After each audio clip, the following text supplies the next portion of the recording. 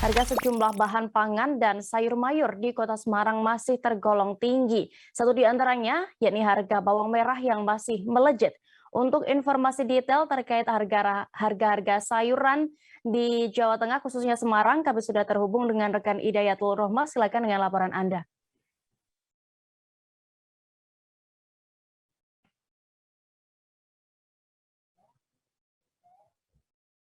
Halo, rekan Idayatul.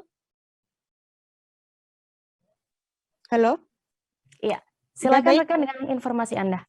ya baik. Terima kasih dia untuk harga komoditas bawang, utamanya bawang merah ya di Kota Semarang ini memang terus melambung berdasarkan dari pantauan Tribun Jateng di sejumlah pasar.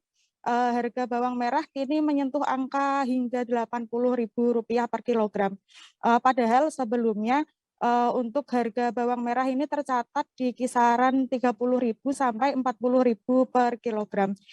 Menurut pedagang, minimnya pasokan bawang merah ini menjadi pemicu utama tingginya harga bawang merah. Seperti diketahui juga bahwa untuk daerah pemasok saat ini hanya beberapa saja seperti Bima atau yang lainnya.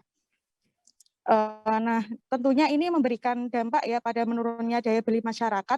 Banyak pembeli yang akhirnya mengurangi pembelian bawang. Dan juga untuk penjualan pun menjadi berkurang dibandingkan dengan ketika harga bawang masih stabil. Pada Rabu lalu, Tribun Jateng juga sempat melakukan konfirmasi ke Dinas Perdagangan Kota Semarang, Pak Nurholis. Menurut beliau, kenaikan harga kebutuhan pokok ini sudah mengalami kenaikan sejak Hari Raya Idul Fitri lalu. Bukan hanya bawang merah, tetapi juga ada telur, daging ayam, cabai, dan juga daging sapi. Nah, terkait dengan harga bawang merah ini dan juga cabai sampai saat ini memang belum terkendali. Seperti itu dia. Terima kasih.